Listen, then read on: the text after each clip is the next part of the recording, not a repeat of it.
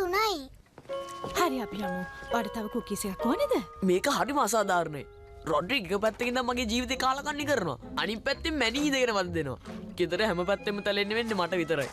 වෙලාවට මට හිතෙනවා මේ හැමදේම දාලා යන්න. කොහොමද ඩාලේ? අපි දෙන්නට කොච්චර වස්තුව තිබුණත් අපිටම කියලා දරුවෙක් නැහැ. ඔයා කැමතිද අපේ ෆැමිලි එකට එකතු වෙන්න? කොහොම හරි අන්තිමට මගේ බිලියන් ගානක වස්තුවට හිමිකාරයෙක් හම්බ වුණා. ඉන්දියාවට ඇයියෝ අහේ යන්නේ? ඉන්දියාව ලස්සනයි. ඒක තමයි ගිනිකුණ දිගාසියාවේ මැණික් කැටි.